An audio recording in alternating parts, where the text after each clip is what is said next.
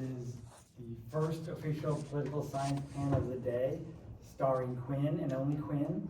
So we have an hour just with your presentation. That's going to be great. So Quinn has a paper on the Iranian economy, and I was going to present on that plus a little updated info. Okay, great. Thanks, Quinn. Thanks everyone for coming. Actually, you know, to this story.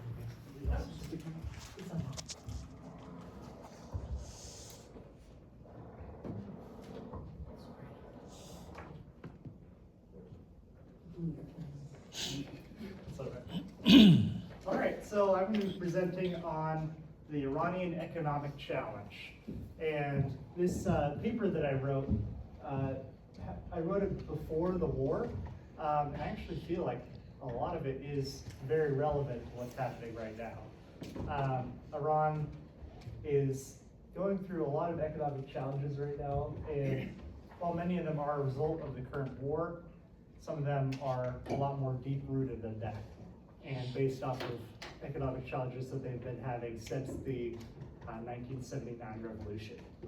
So in this presentation, I'm going to first go over the strategy that I used to analyze the Iranian economy, then go into what the actual challenges facing the Iranian economy are, and what my solution to that would be. After that, I'll go into the effects of the economy on the current war, and a couple of things that we might see as a result of their economic challenges while the war is happening and following the conclusion of the war. So, first off, I use the Miser method of analysis, courtesy of Dr. Miser. And this method sees causality as crucial to understanding strategy. It says that if you don't know the actual reasons things are happening, you can't form effective strategy. And thus, just having a goal or an end state isn't the proper way to look at strategy. Instead, you must look at the causality of strategy. You need to understand what causes what and present your theory of the challenge, the actual issue that you're trying to solve, and everything that's causing it and is affected by it. And from there, you can find your intervention points, which are ways you can break the chain of causality and actually create your formula of success. So I'll be going over my theory of the challenge, starting with the inflexible economy, and then later I'll move on into my theory of success.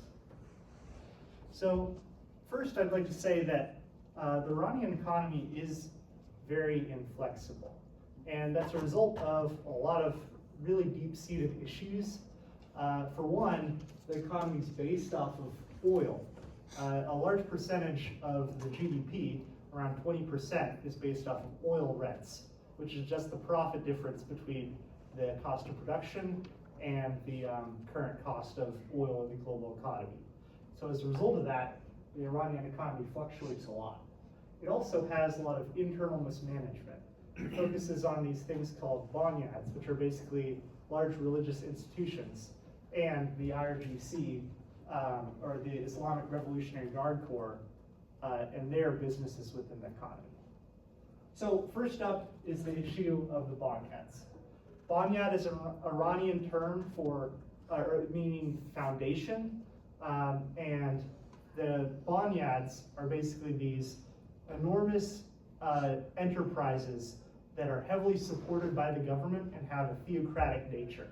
They're supported by the Shia clerics within the Iranian government and the Iranian government themselves, specifically the hardliners. Crucial to the understanding of the Iranian economy and the Iranian political system in general is the struggle between the hardliners and the reformists within the government. There's these two different factions that form based off of how they see their economic and social struggles, and you can kind of think of them similar to other political parties in that they're like the right and the left. However, in this case, both groups are generally aligned on foreign policy issues and things like that.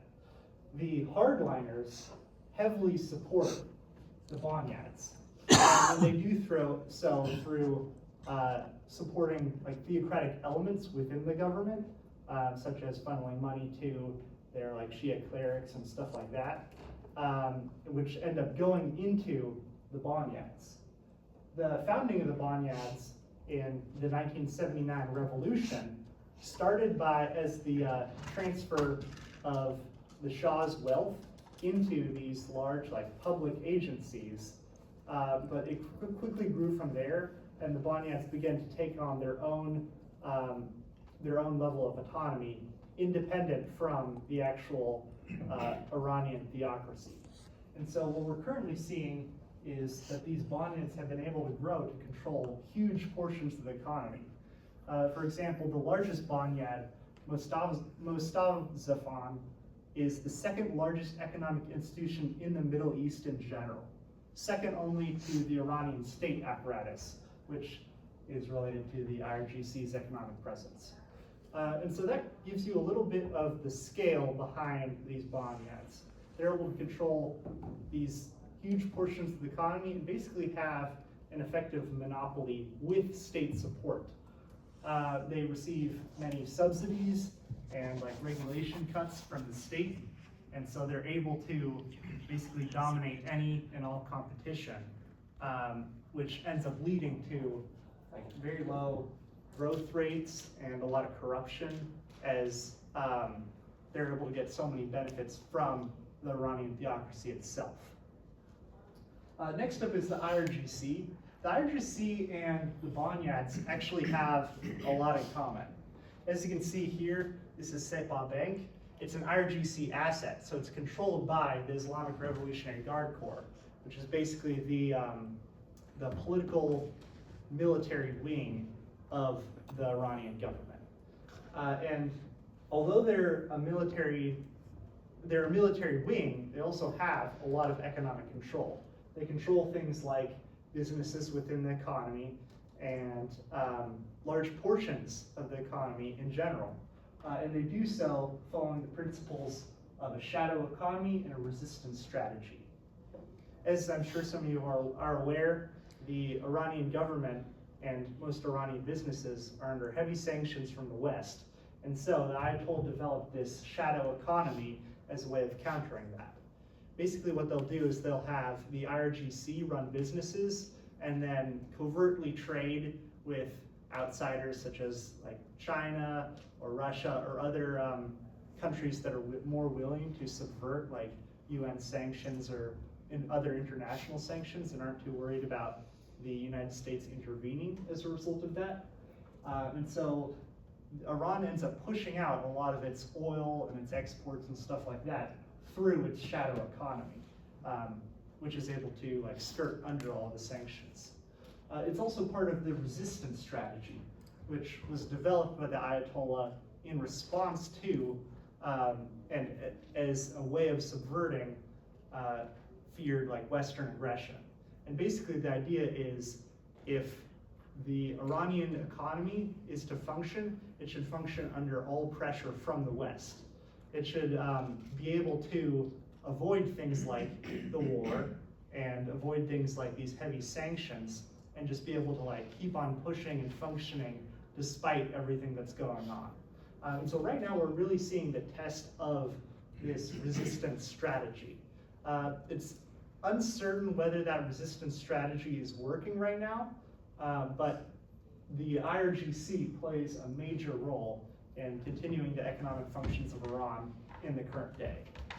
And finally, we have the oil-dependent economy. And this ties into one of the other root causes of this economic crisis, which is Iran's dependence on China for trade. But in general, Iran is a major oil producer. In fact, it's the fourth largest oil producer in OPEC. That's the Organization of Petroleum Exporting Countries, a group of Middle Eastern countries that export oil. And because it's such a large export of oil, a lot of its economy is heavily reliant on the international price of oil. When that fluctuates, the Iranian economy fluctuates as well. And so that leads back to the inflexibility within the Iranian economy. Because the oil fluctuates so much, there's very little control over the Iranian economy within Iran. If oil prices crash, then the Iranian economy will likely crash as well. And when oil is very profitable, the Iranian economy will succeed. But there's not too much that Iran can actually do to influence that, which ends up leading to a lot of problems as they try to cope with these fluctuating oil prices. And so we've covered the inflexible economy. I'd now like to move on to the Western sanctions side of this. And while this inflexible economy is pretty much purely domestic, the Western sanctions is the result of the Iranian foreign policy. And so the Iranian government takes a very different stand on it. Like I said, there's the hardliners and the reformists. While they differ on the solutions to an inflexible economy, they're very strict on most of these programs that end up leading to Western sanctions. And so that can create some conflict within the Iranian state, and that what they're willing to negotiate on is a lot more rigid on this side of the issue than this side. All right, so we see heavy Western sanctions due to the Iranian domestic repression, their axis of resistance policy, which is supporting their allies throughout the Middle East, who end up basically being terrorists throughout the Middle East, and their strict alignment with their nuclear program. And so first off, I'd like to touch on the domestic repression part of things. Iran is a theocracy, and it does have very many theocratic elements, such as the imposition of Sharia law. Things like laws mandating hijabs and things like other religious crackdowns on their people's rights have made the West very skeptical of the Iranian regime, and especially their response to the protests of Iranians against their governments as a result of many of these domestic repressions. As you can see in this image, these are anti-government protests following the death of Mahsa Amini. I don't know if you guys remember that, but this was, I think this was back in 2022 or so. But basically, a girl was killed for not wearing hijab by the morality police in Iran. And as a result of this, there's major protests basically around the globe, especially within Iran. And the government crackdown on this was very extreme. These official protests ended up leading to thousands of people dying. And Iran has kind of a precedent of cracking down with violence against their protesters. And so as a result of all of this, the West has imposed sanctions on Iran.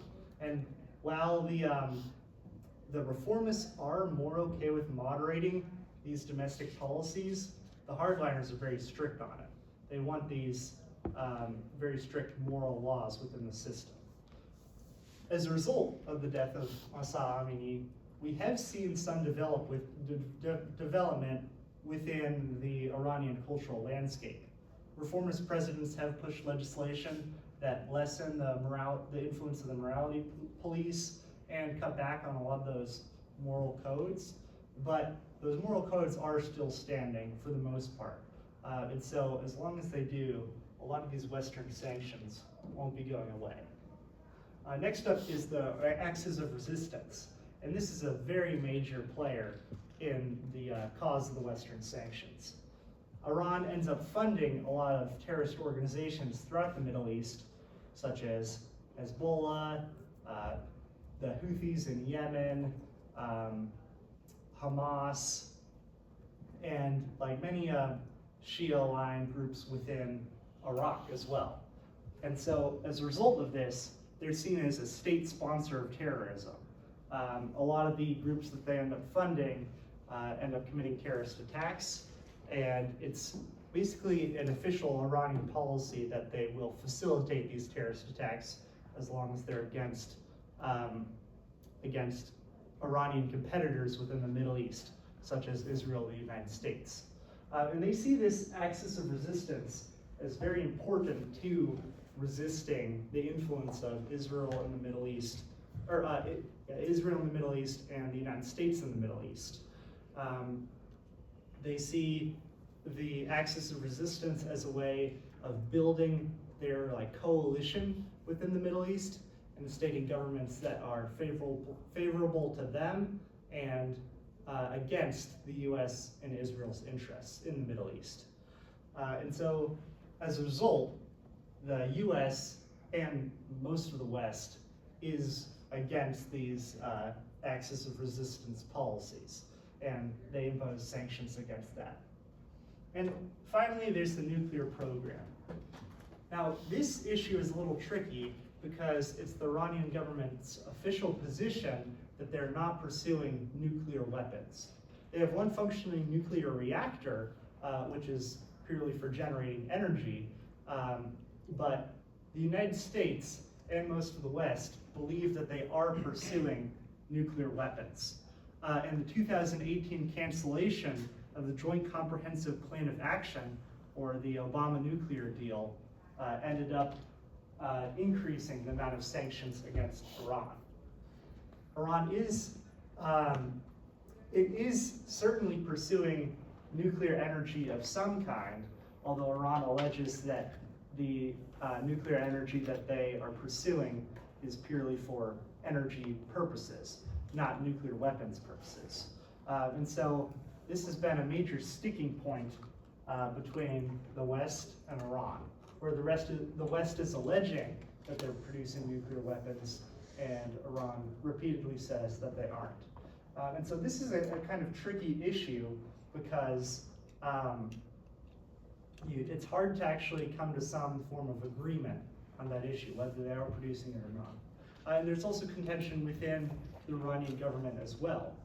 The reformists are much more open to allowing people, things like Western observers, to go into their nuclear facilities and examine them to make sure that they're not producing nuclear weapons, while some of the hardliners believe that Iran should actually be pursuing nuclear weapons. And we're seeing that in a lot of the war negotiations as well, where some of Iran's sticking points are the imposition of things like these Western observers within their facilities and things like that. And so all in all, the Western sanctions is a very major issue in the reason why the Iranian economy is so down. They can't really export the things that they produce, and they find it hard to import things as well, which ends up leading to a very stagnant economy. Unfortunately, this is an issue that probably won't see resolution that much at all. Most of these issues are supported by both the hardliners and the reformists within the Iranian government, and so this isn't really an issue that Iran is flexible on at all. And so now I'd like to go into the Chinese monopoly on exports. And this is very much tied into the Western sanctions. Iran Iran and its oil production because of the sanctions, must rely on non-Western sources of income. And so China becomes one of the major ones. And all of that ends up leading to, again, more economic crisis. So, as you can see here, this is a picture of the signing of the Iran-China 25-year cooperation plan, which is basically Iran and China negotiating on the basis that China will end up supporting Iran with economic development, investing heavily into their economy, while Iran continues to export goods to China, including oil. And so they're kind of unique relations where China is one of the sole trading partners of Iran, leads to a lot of issues. China controls around 27.7% of the Iranian market share, and while they do want to keep that, they are willing to concede on some grounds to the West. China, even though they're trading with Iran, are still willing to pursue some sanctions against Iran as long as it's in their interest in maintaining diplomacy among the global international order. They see Iran as kind of a point to concede in their diplomatic battles against many of the members of the West. And so Iran's position with China is still pretty tenuous. They're not necessarily able to keep this full support of China. Instead, they're still pretty much reliant on the influx of the sanctions and how China is feeling about their relationship with Iran. And even on a good day, when China and Iran are trading, China still has monopoly privileges, which basically means that it's the sole buyer of many Iranian goods. And because of this, they're able to get Iranian goods at a very significant price decrease or a very significant discount. A lot of the Iranian goods that are sent to China sell below market price, and China is able to sort of leverage their position as the only person who's willing to trade with Iran in order to basically exploit the Iranian economy for its goods. Quinn? Yes, Sorry, I should probably wait for question and answer, but I figured that this is a good place. What do we think China's position on the Iranian pursuit of nuclear weapons is? I think their official position is that they're against it, but I also don't think they believe that Iran is pursuing nuclear weapons. Or they say they don't believe that. Yeah. Okay. And I think part of that joint comprehensive plan includes supporting Iranian development of alternative energy sources, I believe, such as nuclear energy. So while they're probably against Iran developing nuclear weapons, they're generally supportive of Iranian nuclear programs in general, which is another big sticking point with the West, because the West often sees Iranian nuclear programs as military in nature, while China sort of makes this divide. But I'm not super knowledgeable about that. Actually, while we finished these points of the theory of the challenge, does anybody have any questions on the challenge? All right. Now, let's go into these intervention points. And so a big part of the Miser method of strategic analysis is finding points where you can intervene, points where you can break these chains of causality in order to prevent the ultimate issue. And so you can see that you can break sort of the internal mismanagement within the Iranian economy and break the influence of the inflexible economy on the economic crisis. And the reason you'd focus on these points as opposed to these points is because of the limits of feasibility within the Iranian government. Again, there's sort of this reformist hardliner split where both the reformists and the hardliners are very strict on these policies and are willing to maintain these policies, especially given the current state of Iran, where they see things like the axis of resistance and the possible nuclear program as crucial to their survival. On the other hand, this inflexible economy, many of these issues are heavily promoted by the hardliners, but willing to be altered by the reformists. And we've actually seen that before. We've seen that the Iranian reformist president, Akbar Hashemi Rafsanji, has attempted to alter things like bonyads in the past. And in general, the reformist party has been making moves to reform the Iranian economy. And so that'll lead to a lot of these problems being solved. And then as the economy becomes more flexible, these other issues, such as the Western sanctions and the Chinese monopoly, will have less of an effect. If Iran is able to produce more and able to grow more, then things like the Western sanctions won't matter as much, as they'll be able to be more self-sufficient within their resistance economy, and things like the Chinese monopoly on exports will also decrease because Iran under this model would become more self-sufficient. And so that'll lead to a reduction of all of these causes. Currently, Iran is seeing super high inflation rates of around 40 to 50% year by year. The official inflation rate is 40%, but it's estimated to actually be higher than that. And we're also seeing heavy domestic dissent, where in 2019, protests over the economy and over a lot of these domestic repression policies led to the Iranian government killing over 1,500 protesters in less than a week. And we've seen that recently, in fact, too.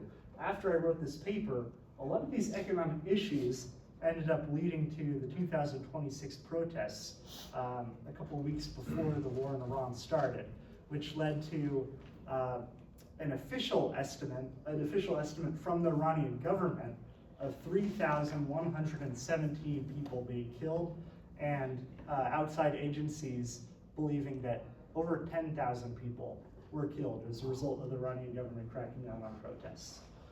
And so the Iranian government in this strategy would see fixing their inflexible economy as crucial to preventing the conditions that end up leading to things like domestic dissent, such as all of these issues. And so with that, we create a theory of success. And in the Miser method, the theory of success is the way that you actually break those intervention points. It looks very similar to the theory of the challenge in that it has the interventions, their effects on the interventions, or the effects of the interventions on the challenge, and then all of these positive effects as a result of that intervention.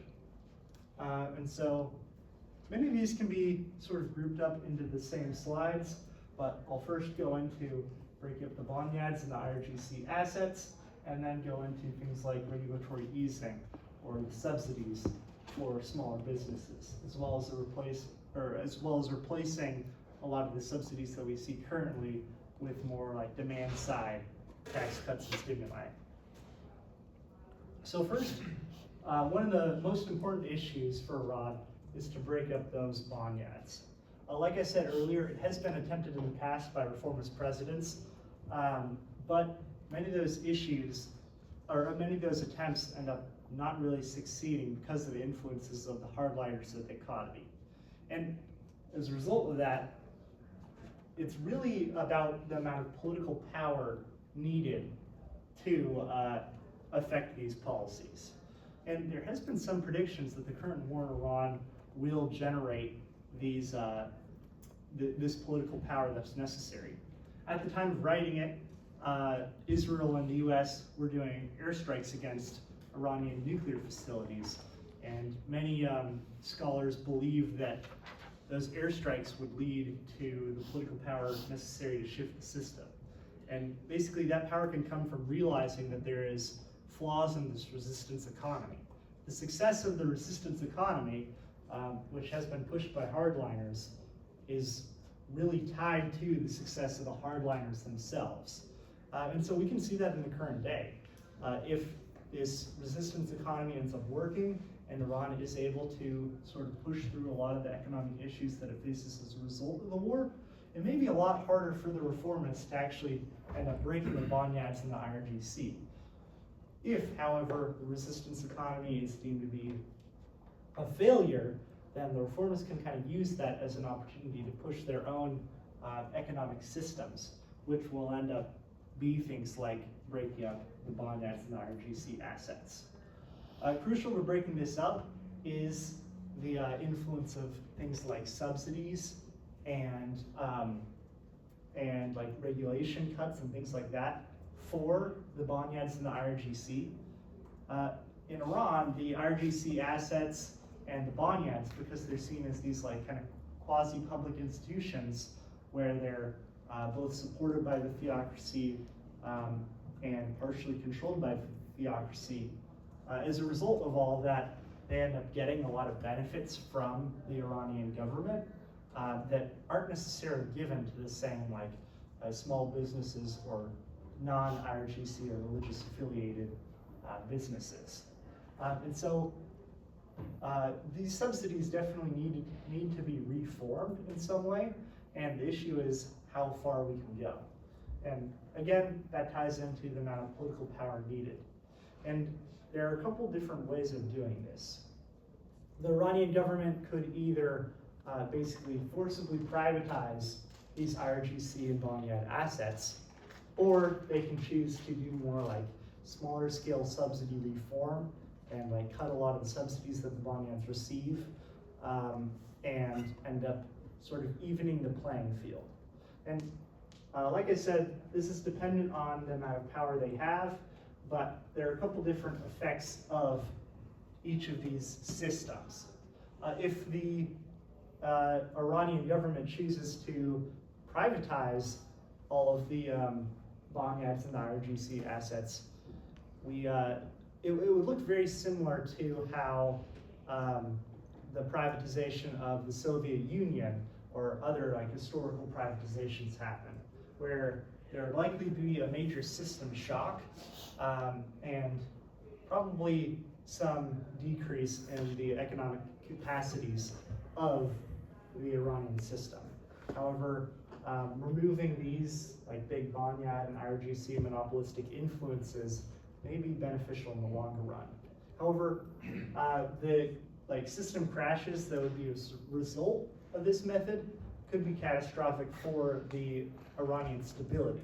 If they do something like privatize all these assets, then it could lead to a lot more dissent, and the effects such as like low employment and high inflation and stuff like that could only further a lot of the issues that the Iranian government has. So in this, I'd recommend doing subsidy reform.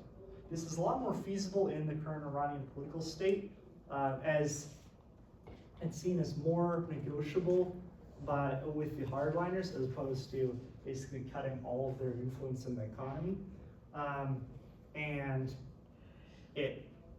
And while the bonyads and the IRGC would still retain a lot of their power within the economy, it's sort of a step in the right direction, where smaller businesses and other like non-state subsidized industries would be able to get more of a step up. And so that leads me into my second point, which is the replacement of subsidies with demand-side tax cuts and stimuli, and regulatory easing and subsidies for small businesses.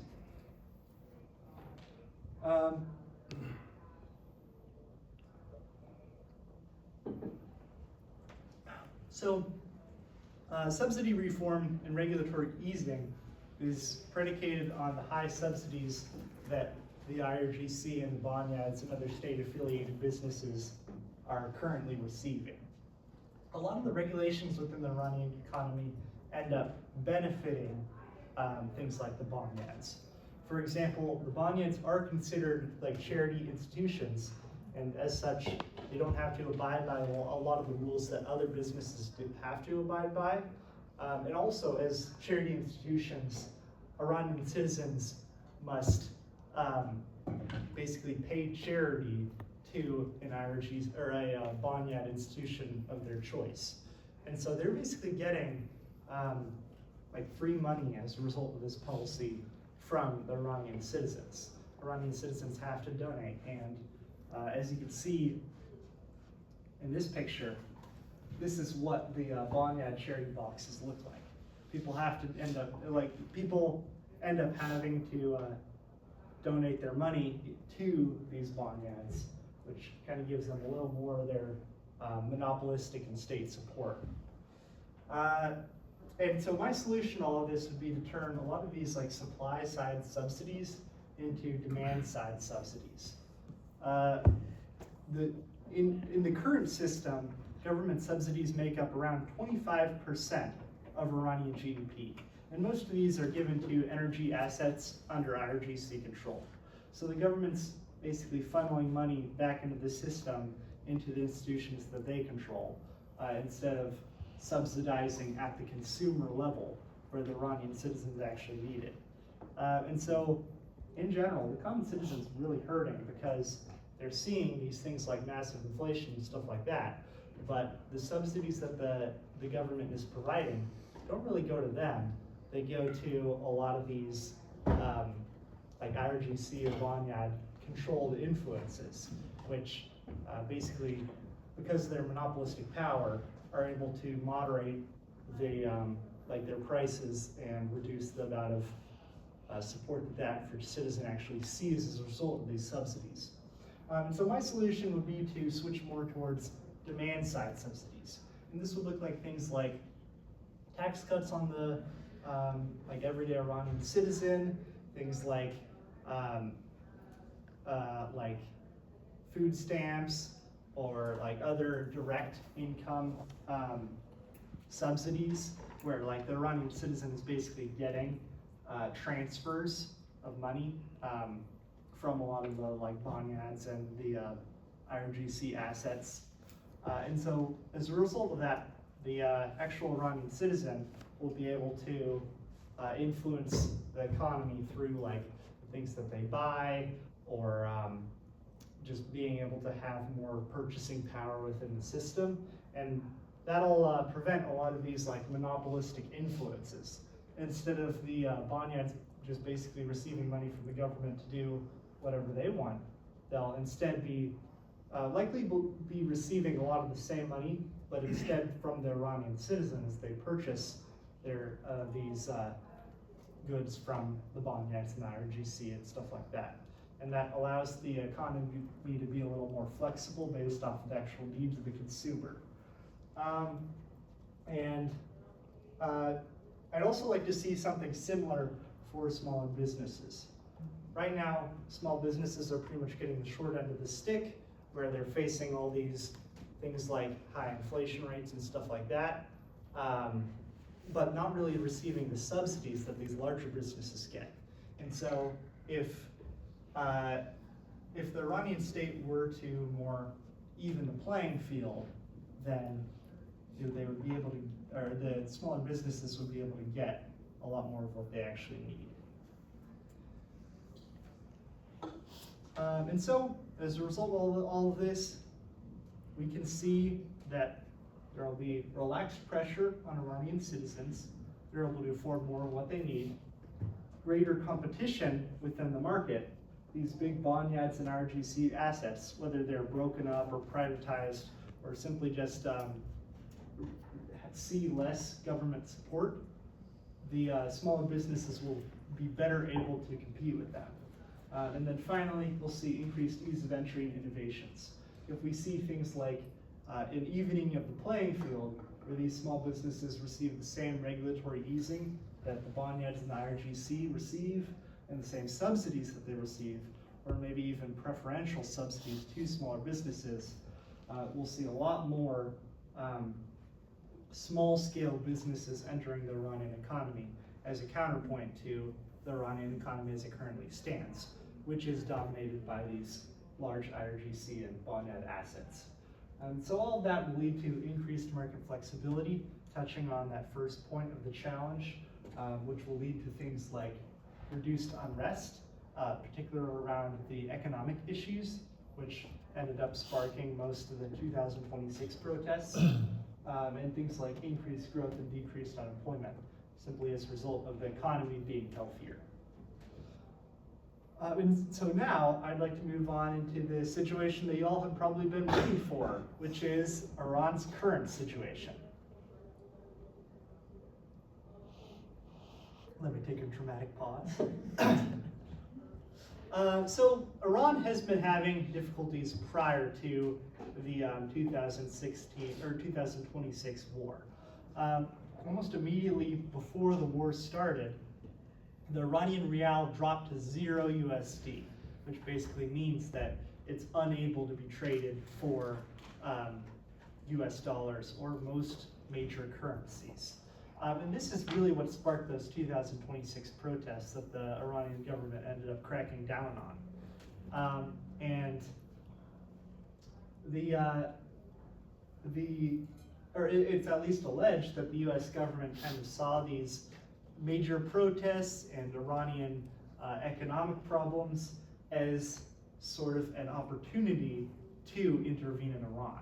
Iran was already sort of at a weak spot due to its economy, and a lot of these major issues such as high unemployment, high unrest, sort of lowering levels of support for the Iranian regime, all of these were sort of the crux of the opportunity that the United States saw.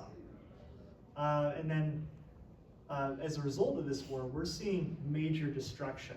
There's an estimated cost of around $300 billion to $1 trillion of damage as a result of this war, according to Iranian economists. And most of the, or not most, but a lot of this destruction is of Iranian oil resources. As I'm sure some of you remember, the Iranian economy is heavily based off of oil and oil rents and the trade of oil. And so when the Iranian government loses a lot of these oil assets, they're going to see increased economic difficulties, and it will probably just get harder and harder for them. And so then we go on to the question of regime change. And regime change was one of the stated goals of the US intervention. The Ayatollah was killed in an airstrike, and he was replaced by his son, who is, according to most sources, more of a hardliner than his father was. And so we might not see a lot of those reformist policies that the US government likely hoped for. Instead, we could see the hardliners cracking down on things like their resistance economy and their axis of resistance, and things like the shadow economy as a way of coping with a lot of this destruction and economic damage that they're seeing as a result of the war. And the effects of that actual resistance economy, like I said earlier, will really control the fate of Iran. If the resistance economy ends up being a successful strategy, then we could see Iran weather through this war pretty well on the economic front, simply because they've been planning for such a war throughout their economy and all their economic institutions. However, if we see that the resistance economy ends up going down, we could see like a lot of issues with the legitimacy of Iran's leaders, and maybe more calls for internal reform or things like unrest that could lead to the overthrow of the Iranian regime. However, we're not really seeing that a lot of actual uprising against the Iranian government as a result of this war.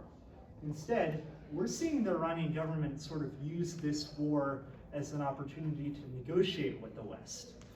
Many of Iran's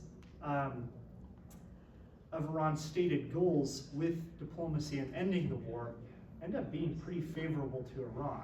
Things like reparations for the damage, control of the Strait of Hormuz, and the lifting of sanctions could put Iran in a better position than it was at the start of the war.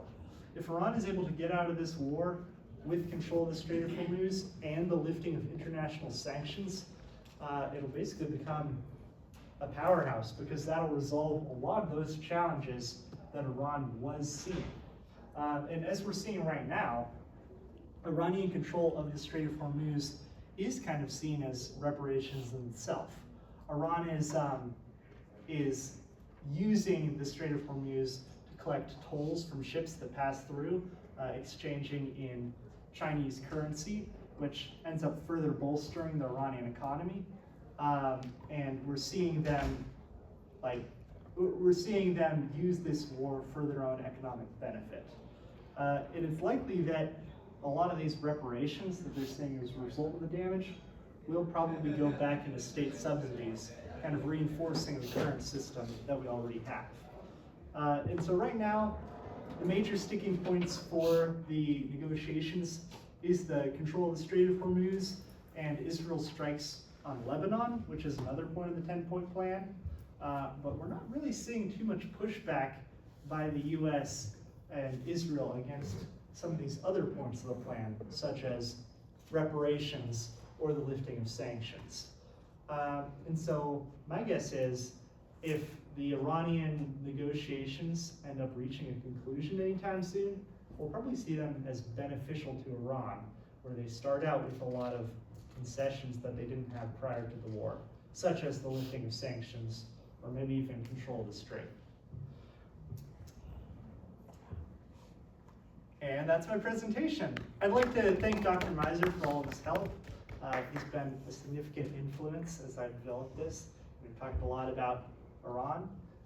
If you guys are interested in more, you can email me here, or you can use this short URL to access the paper that I wrote on this topic. And now I'd like to open it up to any questions about either the Iranian economy prior to the war, or how you think the Iranian economy will go currently, or really anything else about Iran's economy. I think we can do it. Round of applause.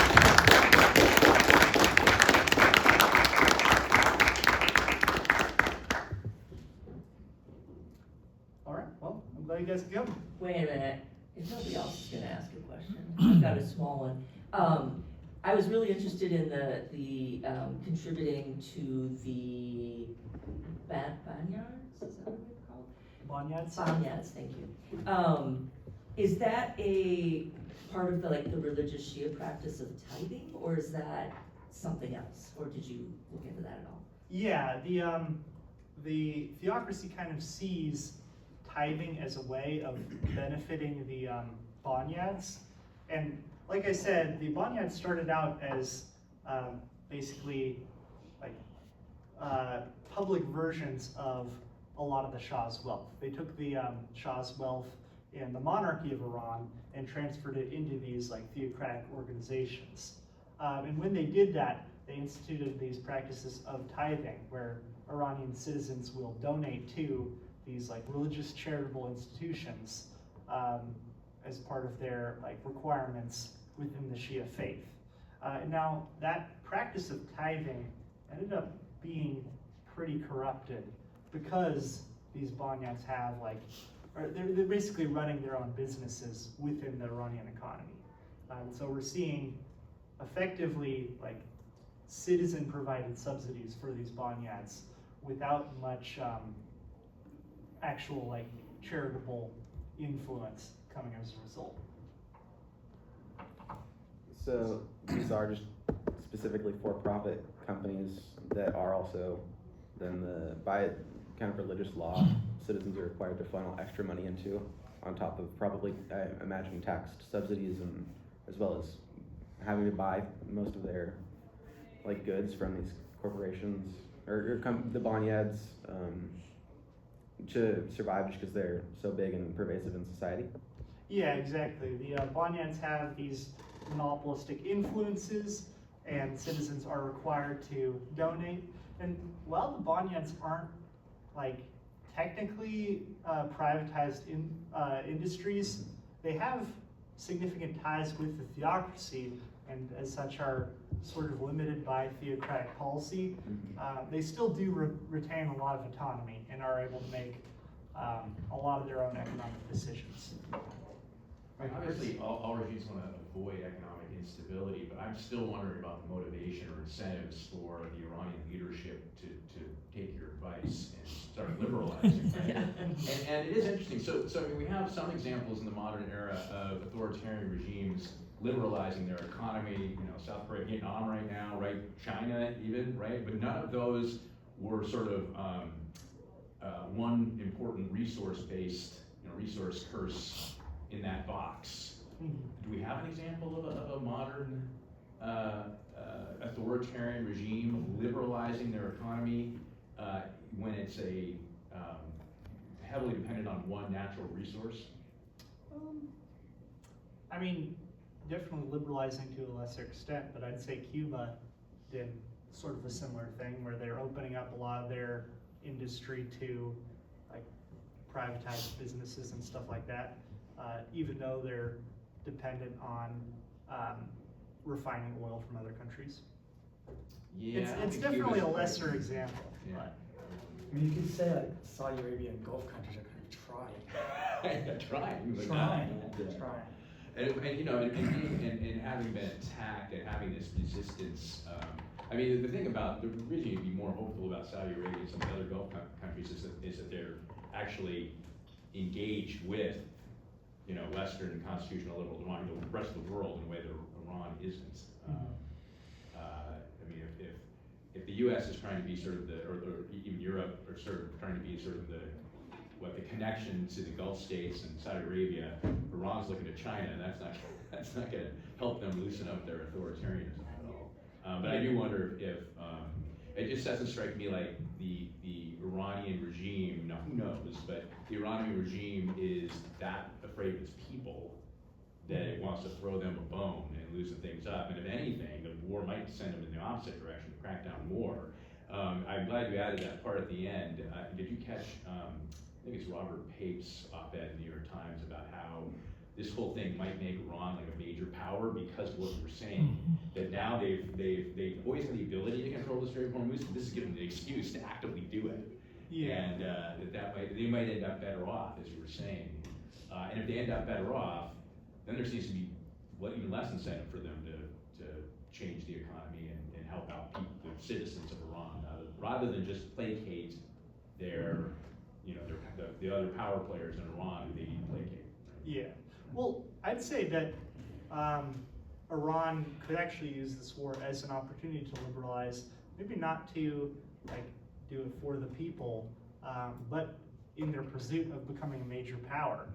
If, like they say in their 10-point plan, they're able to take away a lot of these Western sanctions, they'll have access to all the trading partners that they need, and will be better able to pivot their economy to a more like liberalized, high growth economy. I've got a book for you. Violence and Social Orders by North Wallace and Weingast.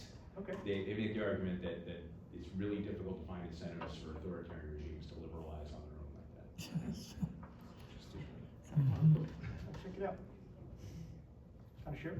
I think that also goes to my question. From what I can tell, the Iranian economy seems to be tied with their government, from what I can tell. But a lot of the ways that you can like relieve the economy, that what you said was like having a more competitive market, having more, giving more support to like smaller businesses. To me, that sounds like a more, like as you said, liberal economy, or the way I think of it, more Western economy.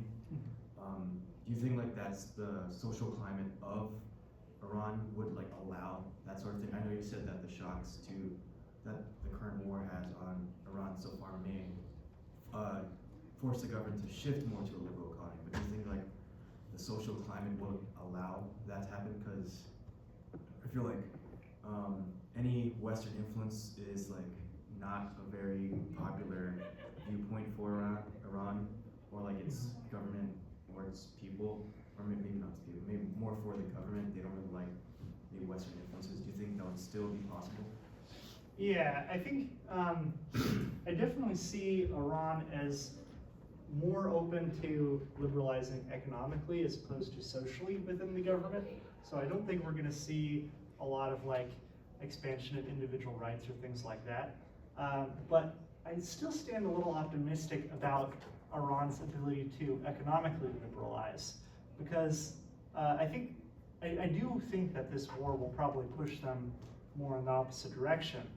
But prior to the war, there was a significant influence within the Iranian government that supported economic liberalization. The reformist faction, like I said earlier, ends up controlling most of the Iranian government apparatus. And the hardliners control things like the theocracy and the IRGC and a lot of these bonyads. But the reformists have power over the presidency, the Supreme Court currently, a lot of the legislature. And so I believe that if this resistance economy didn't work out, and maybe we saw some form of regime change or something that would push the Iranian people in a more reformist direction as opposed to hardliner direction because of the war, I think we could see a lot of these policies that I promote coming out. Oops. Not to be that person, but we need our room. Yeah, Well, that about wraps up my time, so thanks all for coming.